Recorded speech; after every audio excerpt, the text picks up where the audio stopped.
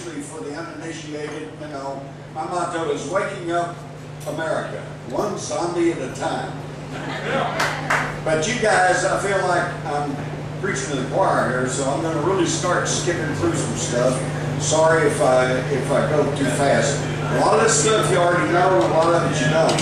First off, why should we be concerned about 9/11? It's all over and done with, right? I mean, you know, we've killed Osama bin Laden, so they say. And, you know, what the heck? Who cares?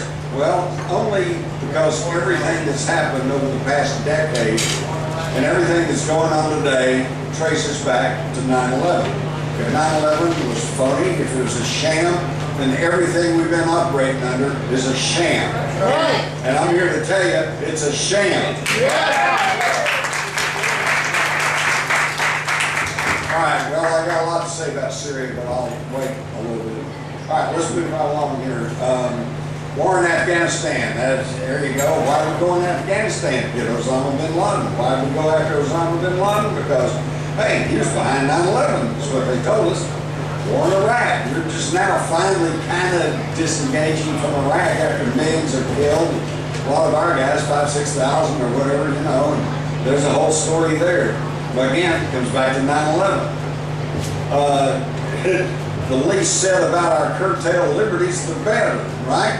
Look what's going on now. I can't stand it. It's Obama says, I'm going to go and bomb the Nobel Peace Prize winner, by the way, who says, yeah, I'm going to go bomb Syria because I don't like what they're doing. You know, we go kill people who kill people because killing's bad. What? We want peace. And if you don't want peace, we'll bomb the hell out of you. Okay? And it's incredible, and yet we don't seem to remember anything. Doesn't anybody besides me remember light at the end of the tunnel in Vietnam? Doesn't anybody besides me remember the babies thrown from the incubators in Kuwait? Doesn't anybody besides me remember weapons of mass destruction? You know, come on, folks. George W. Bush couldn't get it right, but I can. Fool me once, shame on you. Fool me twice, shame on me for buying into this idiocy. And here we are. All right. And it all starts with 9/11. All right, first off, you realize the official, I mean, everybody claims I'm a, you know, if you read the Dallas Observer, you'll find out I'm a nut and a conspiracy theorist, right? Well, let me tell you something. The worst conspiracy theory I ever heard in my life is that 19 crazed Muslim hijackers hijacked 4 separate airliners using little bitty box cutters. And they flew them into these buildings, knocking down, you know, 2 and damaging the Pentagon, and then a 3rd building that wasn't even hit by airplanes, and bypassing and overcoming our $40 billion defense system, all under the control of a Muslim cleric using a laptop computer in a cave in Afghanistan. Now, that is the most ridiculous conspiracy theory I ever heard, but that's what we're expected to believe. First off, 7 of these named hijackers, as you all are probably well aware, turned up alive. It's not even the ones they named. And these were people, one of them I recall was a airline pilot from Saudi Arabia who said his passport was stolen while he was in a layover in Denver, Colorado, okay? So who are these guys? We don't know. Who knows? But we're told, and they're still on, even though these 7 have come forward with the support of the Saudi foreign minister and said, well, it wasn't us. Here I am. I'm still here and I'm still alive. The FBI still says those are the people. Okay, this, I think, is the tip-off. Abu Zabida was like, in the summer of 2002, was caught in Pakistan, and the White House press secretary under Bush, you know, made a big deal about this and said, we've caught the 3rd highest ranking Al-Qaeda guy, and we're going to make him talk. Well, if you follow this story, it's pretty interesting because, yeah, he did talk, but not the way they wanted. Did they waterboard him? Yes. Did they torture him? Yes. Did he talk? No.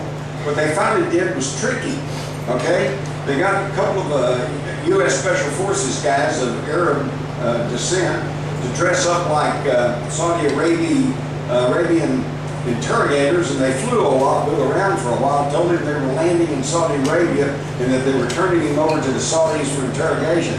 Now this was supposed to scare the hell out of him, and he was going to talk, see? Well, when they came into the little room where he wasn't fearful. He was glad to see them. He's like, well, I'm glad you guys are here. Because he'd been fessed up and said that he was actually operating under the orders of these 3 Saudi princes. And their cutout middleman was Air Marshal Mir of Pakistan. Now, I ask you, who were the close business and social friends of the Saudi royals? The Bushes. Now, this is pretty telling stuff.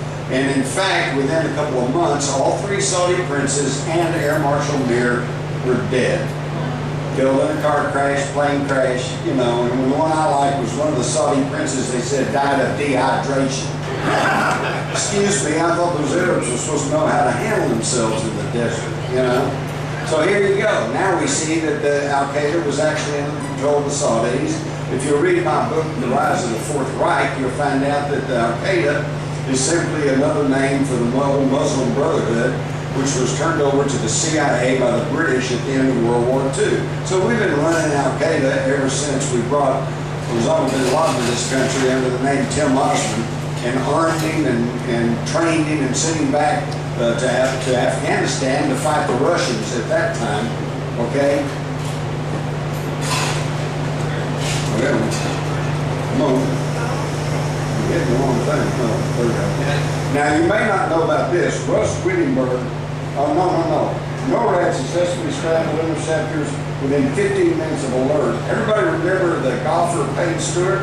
Yep. And they had a malfunction and the air went out of his airplane and it went off course. And then, I think about 12 minutes they had interceptors up flying all alongside of him, okay? And they were prepared to shoot him down, except he finally ran out of gas over an uninhabited area. You know, it was really tragic. But that shows how quickly they can respond when they want to. 67 times between September 2000 and June 2001, yet on September the 11th, they failed to accomplish this practice test 4 times in one day. Now that should tell anybody there's something funky going on. Russ Wittenberg was a fighter pilot from Vietnam and then flew commercial airliners and actually flew a couple of the airplanes that they said were in use on 9/11. He said they exceeded their design specifications. What does that tell you? I'll tell you what it tells me. They were under computer remote control. Now this is something very, very important to understand. In 2001, nobody knew about global hawk except me. In the summer of 2001, a Boeing 737 took off from Edwards Air Force Base, flew to Australia, flew 12 missions, and flew back and landed safely, all the while with no one on board. It was all under remote control. I knew this because in the 80s I was interviewing an airline pilot. He groused to me off camera. He said, you know, my job's just redundant. And I said, what do you mean? He said, well, I'm just there in case the computer fails, because the computer runs the airplane. Okay, so if you've ever had an experience with a CB radio, if your signal is stronger than your CB radio, it steps on it or it overpowers it. And they can do this with airliners that are on computer wire control. Okay? And I knew this, and so when I heard that they exceeded their design specifications, I said that's impossible unless it's been captured electronically. The second tip-off is that all 4 of these hijackings that were supposedly separate hijackings from separate airports, their transponders went off at about the same time. That's impossible unless the ground captured them all at the same time. Now, through this whole presentation, I'm not going to theorize. I'm not going to tell you what I think happened or who I think behind it or how they made it work. I'm giving you facts. Now, I want you to carefully look at this picture of one of the towers being built. Look at the steel columns in the center of this thing, all interconnected. They said, well, they were just bolted together and it all came in and popped all the bolts. They were welded, and we know this. So in other words, when those towers collapsed, That's like the records on your record player. They all come down, but that spindle should be still standing there. But it wasn't. It disappeared. In fact, you know, you should have had 10 stories high worth of debris, but you didn't. You had 2. What happened to the rest of it? What happened to the toilets? What happened to the filing cabinets? Disintegration. Also, they are messing with you because here is the diagram they showed you from the 9/11 Commission report, and they talk about the pancake effect. That each of these floors just collapse and knock the one down next to it. What they don't tell you is that this diagram represents only from here to here, not from here to here. So they're messing with you. We told the fires were so intense it just melted the plane, but look at this blow up. You see people standing in the hole. They're still alive, everything's okay. The whole thing's a farce from the word go. This is the Windsor Hotel in Madrid, Spain. It burned out of control for 2 full days. And yet you notice it didn't collapse. No modern building made with steel structure has ever collapsed in the history of the world. Now let's take a look at the Twin Towers though. Again, you know, you should have 10 stories of debris, you got less than 2. And there it all is, just lying there. And again, you can find me a toilet in there. And I guarantee you try to destroy a top toilet, you got to work ahead of it. All right, now this is looking at Building 7 from the debris of the World Trade Center. And World Trade Center 7, as I'm sure you all are aware, that's the linchpin, that's the smoking gun. Yeah. This 47 stories houses the offices of the Security Exchange Commission, which has now admitted that, oh, so gee, terrible, they lost all of their prosecution files for Enron, World.com. And by the way, I understand that even the prosecution records against Prescott Bush dating back to World War II, when in November of 1942 he was prosecuted by the federal government for being nothing but a financial frontman for Hitler and the Nazis. Oh, look, it just kind of toppled down. Okay, yeah. Right, well, it, you know, had a fire or 2, and it just fell down. You know, we all know that. You all know all this. How ridiculous. And you know about Larry Silverstein. He said, let's pull it. Okay? Now, check out Building 7, nestled very neatly between the Verizon building and the U.S. Post Office. And look, no significant damage to these 2 buildings. It just imploded and went right down on itself. And look how the walls are all caving in like that. That's an implosion, okay? And of course, you know about ABC. They announced that Building 7 had collapsed 25 minutes before it did.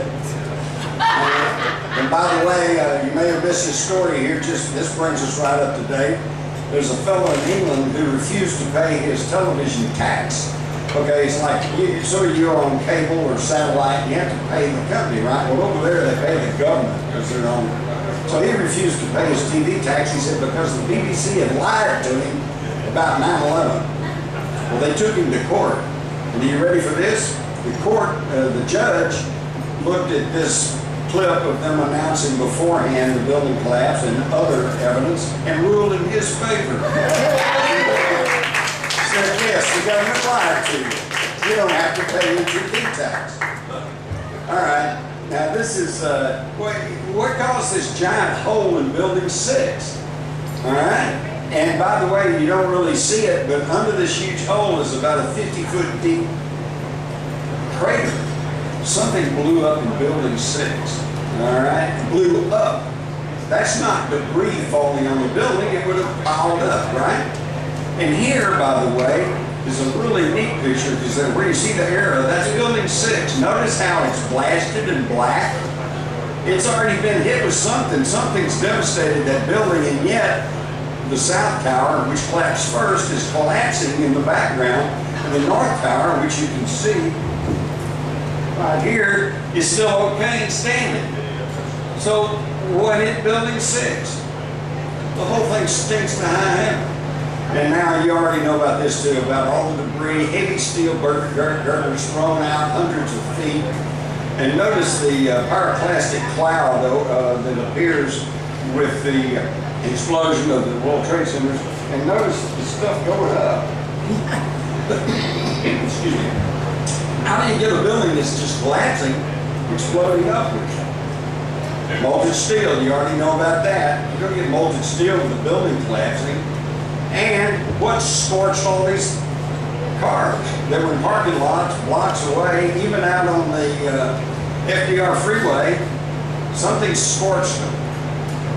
What flipped this car upside down? How does a building collapsing flip a car upside down? What knocked these parking meters over?